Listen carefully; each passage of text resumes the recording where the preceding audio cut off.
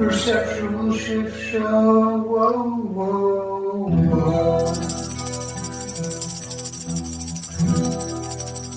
Welcome to another episode of the Perceptual Shift Show. My name is James Quine, and this is my brother, Robbie. I'm a perceptual shifter and a very thirsty life lover who's going to slurp up some life-loving coffee. Cheers, Jen. Cheers, bro.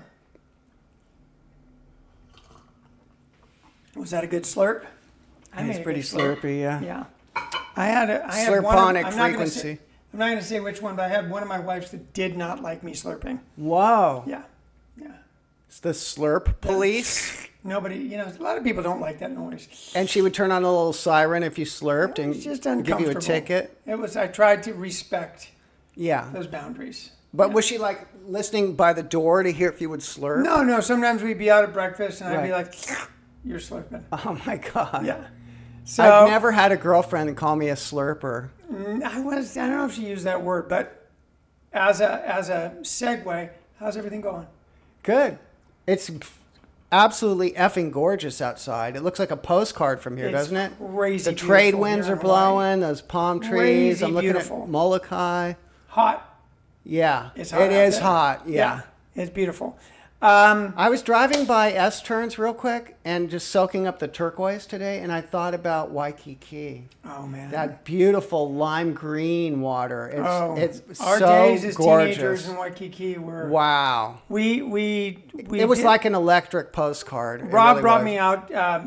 Did you fly with me, or were you there already? No, I was already there. Yeah, and I met Rob over at Ala Moana. Yes. I got off the bus, and there he was, and he took me over to Ala Moana Center, and he pulled a plumeria off the tree, and he said, "Take a smell of this," and it was like, "Oh my God!" He goes, "That's Hawaii." Yeah. And I'll never forget that. We ended up meeting some Coast Guards who gave us a ride to the North Shore, and they told us we could stay with them. The Wave Cave. They had this surf shack, and it was it's like a movie. It was like a little surf shack on the North Shore.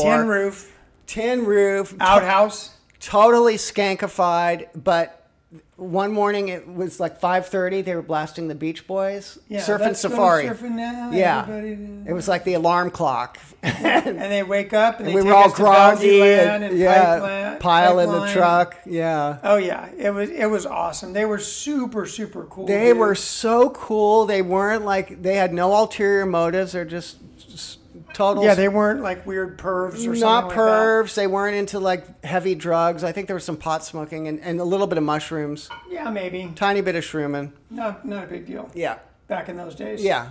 I mean, it did become a big deal later, but it did. But their drug of choice was surfing. Absolutely, they were surfaholics. Yeah, and we were too. And the Wave Cave was in Haleiwa. I think it was right next to that Shave Ice place, not far away. Right? Yeah, it was so groovy, man. It was a very very cool experience. Yeah, it was like bohemian surf. It was awesome. I think I got some pictures of you with your little single tattoo, little lightning bolt. You just had one tattoo at the time, a lightning bolt. Yeah. So today's show is going to be great. We're going to be reading again out of the Perceptual Shift. I wanted to mention that if you don't have this book, you can get it at Amazon.com. You can buy the hardcover, the soft cover. I like the soft cover. It's easy to open up. Or you can buy... Or if your ducats are tight, you can get it on Kindle and just buy like a notebook because you're going to be doing some writing. Yeah, it's $2.99.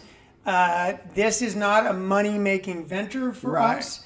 It is an act of love and sharing the life-loving vibration and manifesting abundance with you guys, showing you how to do it, how we do it. It's a heart chakra thing. And we're not telling anyone what to do. We're just sharing our experience. Right. It's not preachy. It's sharing. Yeah. It's a very different energy. Yeah. So this is an interactive book. There's a lot of areas for writing. There's a lot of questions. We read a page in this podcast. We discuss the page.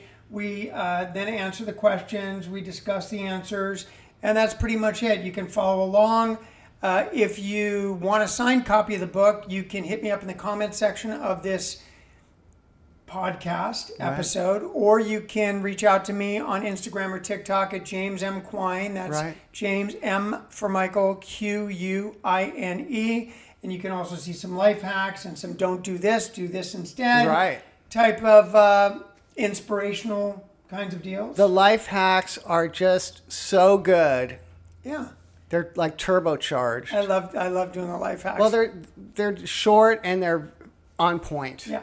And they're all part of what's in this book too. The last thing I wanted to mention is every Saturday, if you want to see us live, we'll be on Zoom doing a workshop on this book. Mm-hmm. We do a page or two a day. Yeah. Join us. The link is in this section of this episode in the description. You can also, if you subscribe to this, you'll get notifications of this.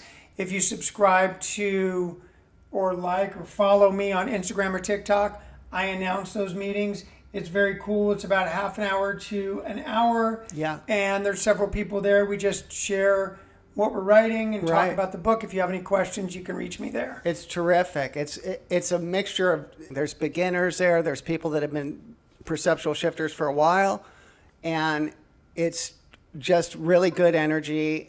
I think it's kind of at your own pace. You can customize it a little bit. You go as deep as you want. Exactly. Yeah, you can just get your toes wet if you want, or you can just go for the full perceptual plunge. Yeah, and we don't record it, so you can say whatever's going on with you. That's really cool. You don't have to feel like, oh, it's going to be recorded. Somebody's going to hear this exactly. stuff. It's very private. Yeah, it's very private. It's a personal kind of energy there. Yeah. Speaking of privacy, we don't give the password out in the comments of this section or on Instagram or TikTok. You have to DM me directly or comment, and I'll give you the password. Right. All right, let's get this show started. Yeah, let's dive in. Yeah. Okay. Oh, wait. Oh, wait is right. Yeah, okay. and I got a new pair of glasses. Look at him. He's like like some little hangs. I love. They're like the teardrop explodes. Yeah, James, we're gonna serenade you. Before James is rocking it. We get into the show, which is something that we always do, the serenading. I'm gonna stick with my flamers here. All right. But I am envious of his teardrop explodes. Flame away, bro. Flame away. All right. Hold on. Percussion is required here. You got us all tuned up? Yes. Dialed in? I'm messing up all these books. Sorry about that. Right. All right. Okay. Here we go. Perceptually shift our way into some rock and roll here. Oh, yeah. Welcome to the Shift Show. Get ready for the mind flow. You're gonna see the world in a brand new way. We'll show you how to love life. Eliminate your strife. You'll manifest all that you desire. The Perceptual Shift Show. Whoa, whoa, whoa.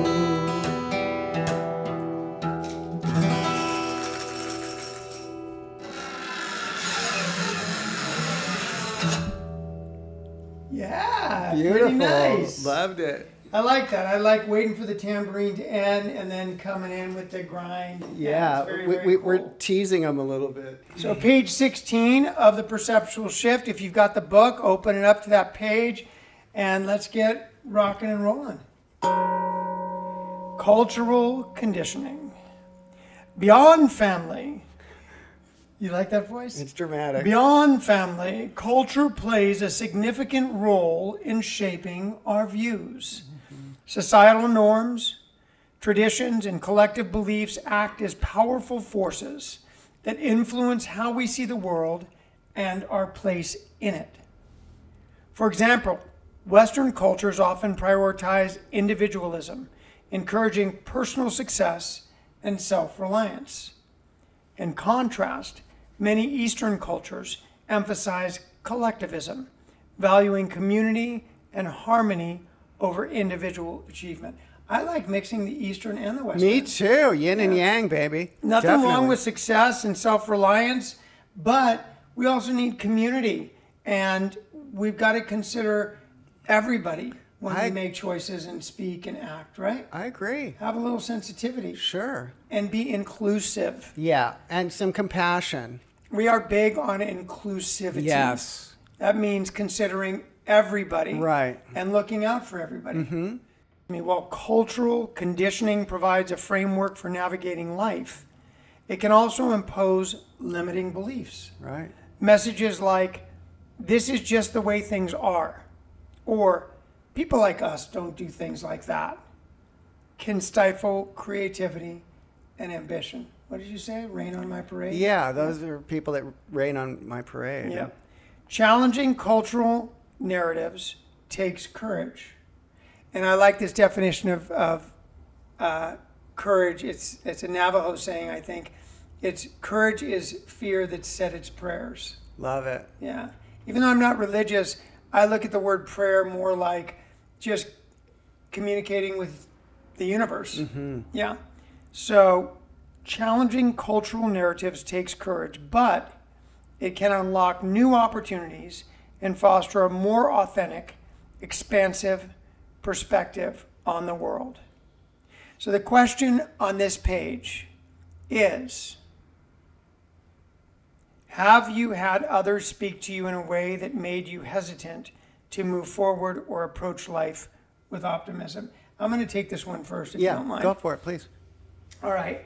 There's two situations I want to discuss. And one I mentioned in an earlier podcast. It was about music. And I went to a music class and I was shamed by the professor and told that I should never open my mouth again. It was very, very mean to everybody. And that stifled me. Right. From singing in the car, singing in the shower, considering singing or doing any public speaking. Wow. So it really, really had a big effect on me. I was very young. The second issue that I'll get to was I was older. I was in my early 30s. I came out here to Maui. I had the idea of creating a magazine and handing out that magazine to people getting off of planes and saying, welcome to Maui. And I approached a gentleman who's no longer around. He owned Paradise Network Television. Jim Curtis was his name. With the idea and said, listen, I'm looking for a partner. I need about $5,000 to get off the ground and to get this thing started. And he said to me, there are two magazines. There were two magazines, I believe, on Maui at that time. This Week Maui and Drive Guide, Maui Drive Guide. And he said, there's already two magazines out there. You can't start a magazine. You'll never break through. And I said, well, I believe that I will. And he said, I'll tell you what I'll do. I'm not going to give you the $5,000. But if you manage to get a magazine launched and put it together, and you manage to achieve some semblance of success, I'll eat my hat. Have a good day. And he asked me to leave. Wow. Well, I had learned a little bit. Game on, bitches. Exactly.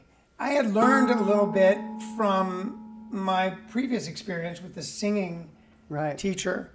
And I decided... He tried to rain on your parade, bro. Yeah, I basically decided to say, fuck you. Good. Watch and see. Yeah. And learn. Gave him get ready this little salute. And get ready to have some water available after you eat your hat, dude. So...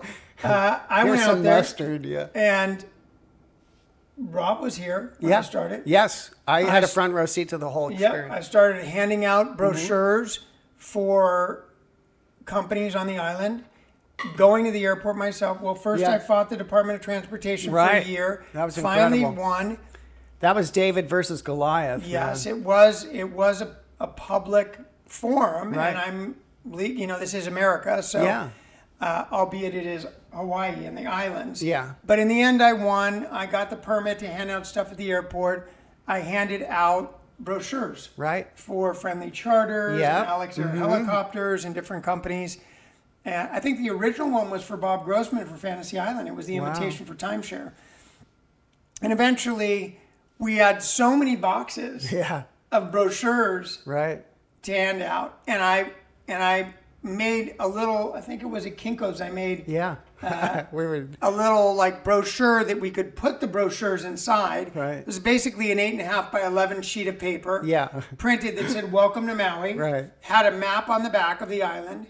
And then it was folded over. It was DIY all the way. So that you could put the brochures in this 8.5 by 11 glossy. Right. And then we had stickers that we would then sticker on the end. Right. So you get a little packet of brochures. Right.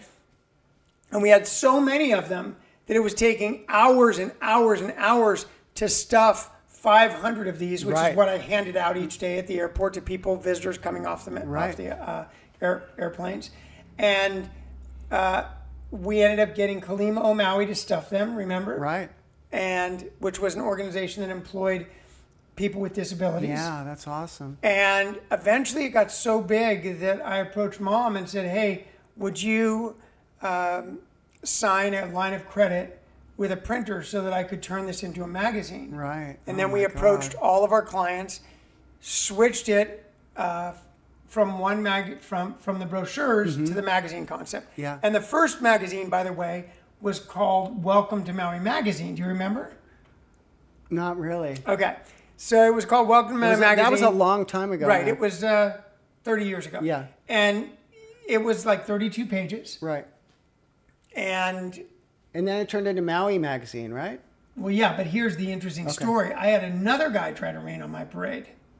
So the second guy, well, actually two other guys. Wow. So the second guy was, we were handing out brochures that were exclusive. One Italian restaurant, Right. one boat to Molokini, one helicopter. right. I approached a helicopter Yeah, company. that's They right. said no. I said, well, it's going to be exclusive. Yeah. If you don't want it, I'm going to go see someone else. That's I saw right. someone else. Another helicopter company took that exclusive handout. Sure. Eventually, the first guy came back and he said, Changed I my just mind." changed my mind. I said, unfortunately. And then he said, you don't know who I am. And he went, hired somebody, got a permit, standing next to me, said, I'm going to put you out of business, never put me Whoa. out of business. Ended up becoming a client of mine, actually, eventually in the magazines. Sort of the reverse. So he tried to shut me down. Yeah. So he was trying to prevent me from moving forward. Right. Put me out of business. Then the next guy was a guy named Greg Hoxie. I have no problem saying his name. And he decided to register the name Welcome to Maui Magazine with the Department of Commerce and Consumer Affairs in Maui, which made me believe that now he owned the name of my magazine. Snake. And he hired an attorney that sent me a letter to cease and desist, throw the magazines away, and that they own the name. I contacted the DCCA and found out that, in fact, he doesn't own the name. Registering the magazine doesn't mean that he owns the name. All it meant was that he registered the name, but in fact, the person who owns the name is the person that puts it into business first. He didn't have a magazine called Welcome to Maui Magazine, ergo, I own the name. So I contacted the attorney, explained to the attorney what the law really was, and told the attorney if they continue moving forward, I will not only countersue Greg Hoxie, I will countersue the attorney, the law firm. The law firm said that they dropped him as a client and they apologized to me. And in the meantime, Matt Foster, who was helping me design my covers and my logos, said to me, why don't you just name it Maui Magazine? And I thought, somebody must own the name Maui Magazine. Yeah, And you it would turned think. out there was no magazine Up for called Maui grabs. Magazine, and there was nobody who registered the name. So I registered the name, got the name Maui Magazine, I love it. eventually got a federal trademark or trade name on it. Wow. And I became Maui Magazine thanks to Greg Hoxie. Shout out to Greg Hoxie who sued me. Wow. I got the right name. Wow. So it all worked out for the benefit. But the important part here is, unlike with the music teacher, I didn't let either of those things stop me. Right. In fact, Jim Cardis and I'm not going to say the name of the company that wanted me to hand out their brochure, but the owner of that company and Greg Hoxie all encouraged me to power through and believe in myself. So those are my examples. And the reality is that the second part of that question says, after you've identified who it was and what they said that made you feel limited or doubtful, how could the opposite message create a perceptual shift? And you did see in my example that a perceptual shift occurred because rather than putting my head down Right. and believing I couldn't sing, and therefore not singing for over 10 years, I kept my head up high. And I decided, you know what? I'm going to push through this. And I'm going to show you that I can be successful. And that's what I encourage everybody listening to this podcast to do, is that if somebody wants to rain on your parade, step out of the rain. That's right. Let that rain hit them. Yeah. Let the rain clouds, block the sunlight of the Spirit from Right. them. Move back into the sunlight of the Spirit Right. and believe in yourself. Because, with the help of the universe, anything is possible. And any kind of abundance you want is available to you. Yeah. So open your arms up to it, and it will pour in. Yeah, and the universe will give you an umbrella. Exactly. Okay, so it is your turn, my brother, Okay. to answer these questions. Who is it that rained on your parade? Who is it that put you in doubt of whether you could move forward if you have someone? And if so, what would the opposite message be to perceptually shift through that? Well, my story's different. I've been in bands for eons, like little goth bands and surf bands and glitter rock bands. And I had a band called Sex with Lurch, and I wanted it to have drag queens. This is in the late 80s. I didn't want girl go-go dancers. There's no problem with that. I like girl go-go dancers very much, actually. But I wanted drag queen go-go dancers. And so we got sort of pigeonholed and stereotyped. This is way before all the rainbow stuff. Okay. And so we were considered like a gay band. And we had that sort of stigma, but people liked us. I didn't give a crap. I'm from West Hollywood. Mm-hmm. And I like breaking stereotypes anyway. So it was sort of a gay surf gothabilly, transvestobilly they called it, band. And a lot of people didn't like it, and some people loved it. It was people that liked Rocky Horror liked Sex with Lurch. And we had a Lurch. She's a 7-foot tall Lurch. And the shows were super fun. Yeah, they were very Super fun. We played the Fetish Ball. We played all kinds of great shows. Lurch had a feather duster, and it was Rainbow, Roxy, any of those places? Yeah, we played Troubadour? the Whiskey, the Troubadour. We played the Roxy. We played a lot of the Pretty Ugly Club, which was Tammy Down from Faster Pussycat. He ran that one. So glitter rock clubs. Filthy McNasties? Oh, No, that was a little before us. Okay. But yeah, you have the right idea for sure. And I was really desperate. My self-esteem was kind of low, and I wanted to be a rock star, and I wanted to have an album out on some label. So this label came, and they were really being schmoozing me, kissing my ass, telling me that we're going to make a lot of money and we're going to go to Europe and all this, and feeding my ego. And how old were you then? I was like 29. Sober? No. Trying. Gotcha. Kind of, yeah. 28, maybe. Okay. Yeah. I was trying to get my shit together. I was almost there. And, But anyway, what happened is I signed a contract with this dude.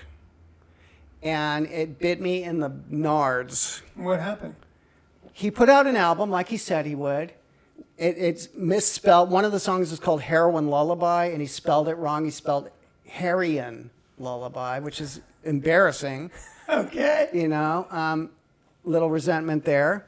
And so when we started getting more popular, we played actually at the Wave in Waikiki, and we had we did the Hard Rock Cafe when they were down here on in Front. Maui, Yeah, we played a couple gigs here. It was very fun. We played Moose McGillicuddy's. That was awesome.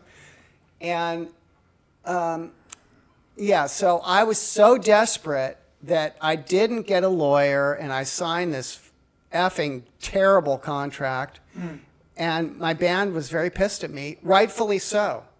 I had to take that one on the chin and make amends to them. And say, I'm sorry, I have low self-esteem. And my friends are rock stars. I had a friend that's in Jane's Addiction. And, what happened? They did the album. Why was it a problem? They misspelled the thing, but why was it a problem? Because when I'm not able to release my own songs. At all, No. without going through them. Yes. Even if they're And not, I just recently got an offer from France for this label called Danger House, and they want to put out Sex with Lurch, and it's like I have to now go talk to this guy again, and it's and that guy's still around. yeah. I mean, I might be able to do it, But he's not doing anything with your music. no, it's Yeah. just sitting there like it's spider webs on it. Yeah. Okay. So there's probably there might be some rules legally that if they're not doing anything with the music, then it's after a certain point. But Right. the bottom line is, with regard to this reading, what did that do for you with Sex with Lurch? I understand that it got your band members were upset. You couldn't move forward. Did it just really stymie the whole project? You basically put the brakes on everything. I did, but I took some of my favorite members and started a new band. It's Called, the Barbarella Tones. okay. So, ended up working out in the end. Yeah, and the thing is, one thing that I learned from it is I play music because I love music. You know, if I make a couple bucks here and there, that's great, and I love that too. That's my favorite. You know, getting BMI checks and getting Right. songs on TV shows is. But it's a passion. Yeah, I do it. I would do it for free. You know, when I see people like playing on 3rd Street Promenade and they're just out there with their acoustic guitar and they're like playing for tips, I understand that kind of sentiment because they just want to Have play. fun. They want to play their music. It's not really about the money. They like money, Yeah. but you buy me lunch and I have money for coffee. I and- get to play all day. yeah, Yeah. I respect that. That's like being a real street artist. Well, there's a difference between I'm doing music because I want to be rich and famous, Right. and I'm doing music because I love it. And Yeah. sometimes I know musicians who are in big bands. Sure, yeah. That I say, well, it's so cool. You can play guitar so well, and it's so amazing. I mean, you just sit around home and play all the time, and they're like, I detest playing at home. The only time I play is when I'm practicing for a gig, and I just don't want anything to do with it otherwise. So it can definitely take the love of playing out Right. of music Yeah. for you. So not necessarily that's the case for everybody, but yeah. So I'm glad to hear that you moved on anyway. You still do like an album every year. Yep. Right. And I'm having a new one coming out. I just got a message 2 days ago from Gaze. I said, let's put out a second album. So on Gaze Great. X Records, I have one coming out. So you're working on music there. That's great. What was the last album that you came out It with? was called Glitter Hole on Gaze X Records. Glitter Hole. Yeah. It's all glam rock. What And- was your favorite song on that album? Man, that's a hard question. Really? Yeah. I wrote a song about David Bowie called Eclipse when he died. Oh. That's a pretty song. But I think Glitter Train is my favorite song Glitter on Train. that album. Right on. Well, check that out online. I think you can listen to it on Apple Music Yeah, and other places. Yeah. So that's very, very cool. Oh, All and right. I have a glam rock show on Dandy Stardust Dive too, called Quarter of Quine. Oh, Quarter of Quine. Yeah. Yeah. Right on. Dandy Stardust Dive. Dive. Check Robbie Quine out there. Is it Robbie Quine or is it Barbarella Tones? It's all of the above. Okay, Yeah, it's cool. just, but it's an internet radio station called Dandy Stardust Dive. All right. So just to wrap up this reading, for anybody that's following along with this reading, this whole idea behind here is looking at conditioning that happened, and particularly anything that someone or something, I'll share one other thing. Yeah. Okay, before we go. When I was a teenager, I think I was 17 years old. When I was young. What song is that? When I was young. By?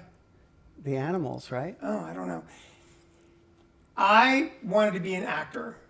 Okay. You are an actor. We were You extras. weren't acting What was on that Love show? Hotel, baby. I know, I was in Love Hotel, but we were extras in Macho. Can't Macho, Stop the Macho Music. Man. Can't Stop the Music. Oh, Can't Stop the Music. Yeah, Alan Carr. Which was the documentary on Village People. The Village People. Yeah. Yeah, we were extras on that. But I was going to Stella Adler's acting school, and Gene Taft was actually managing me and got me an audition for Blue Lagoon. Yes, you came With this Brooke close Shields. to getting it. And I came very close. They were signing contracts. I met with Randall Kleiser. And I'm okay saying this, sorry, Randall, I'm just telling the truth. I met with Randall Kleiser at his home near Tower Road in Beverly Hills. Right. and he told me that I have the job. Right. I have the part. He said, but But- there is someone else Right.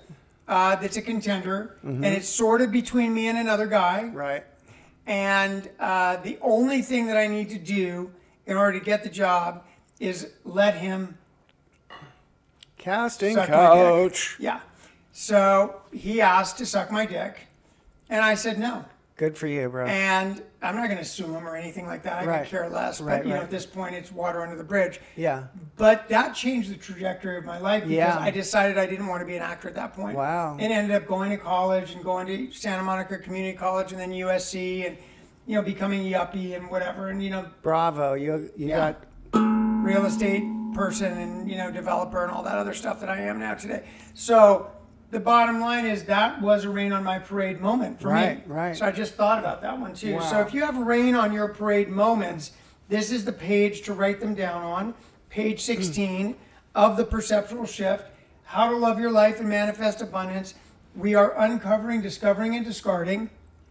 And that pretty much is our show. I mean, we have run out the clock here. we got a little long-winded We do today. have an announcement right here, but Right. before we make that final announcement, It's time to perceptually shift wait, with guitars. switch with me, because Okay. I want you to see Okay. how it feels to have these weird little danglies. bally things Oh, dangling. look, this is the rain on the parade glasses. What? These are clouds. Yeah, they are. And these are raindrops. they are rain on the parade Oh my glasses. God, that is so perfect. It's so crazy. Yeah.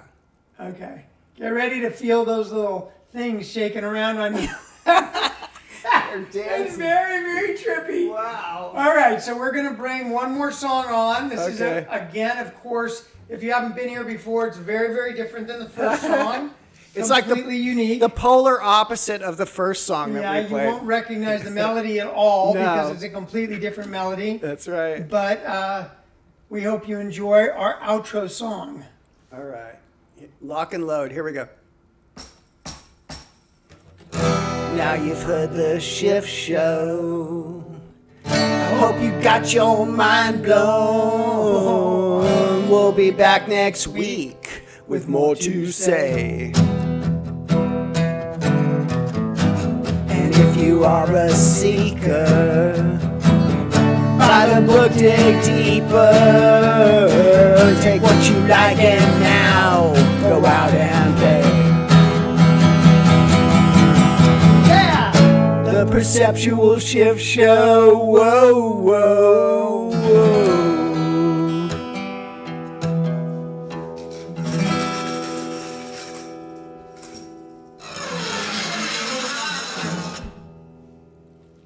Nice. I like that little grindy thing. I do too. All right, so for the final announcement of the show, as usual, we just wanted to remind everybody that if you don't have the book, you can get this book at Amazon.com, softback, hardback, or Kindle. that's right. And with the Kindle, you'll want to get a journal or Yeah. a notebook to write in. A little notebook to write in, and don't be afraid. If a question speaks to you, let it rip. Yeah. You can write 2 pages on it if Exactly. you want. Just go at your own pace. Sometimes I feel like when we make these announcements, it's like, we want you to buy our book to make money. We're not really making any money with this Yeah. book. I mean, there's not a lot of money here. I mean, maybe No. these multi-million-dollar sellers or not. whatever, or maybe if one day it was a big seller, maybe we'd make some money. But we're giving you this information to get the book to help you to love your life. That's right. And manifest abundance. That's what our real goal is. Yeah.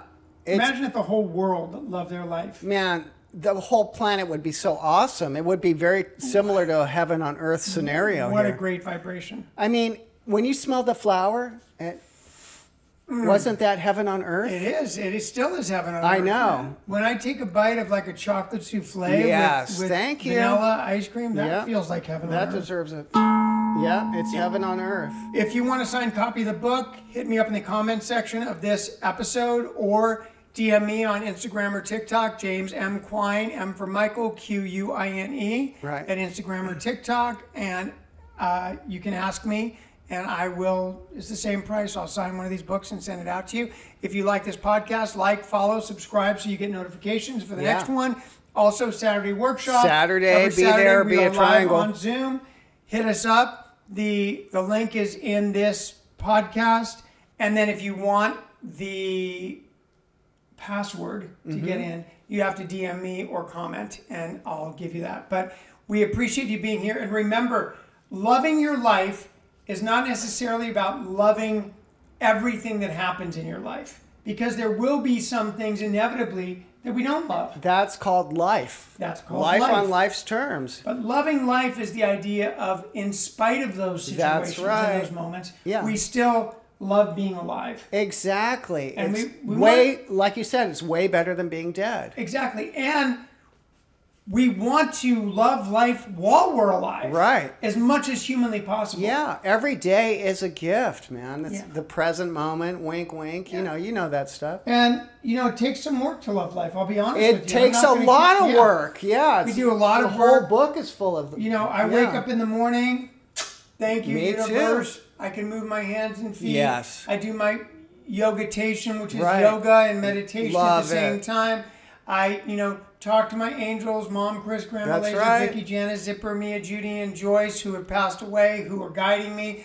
I do an abundance prayer, open myself up to abundance of finance, romance, love, Yeah. happiness, service, That's all kinds right. of things. I welcome that stuff in. I go in front of the mirror. I say, "Good morning, James. Good morning, little Jamie boy." I have a picture of me as a kid.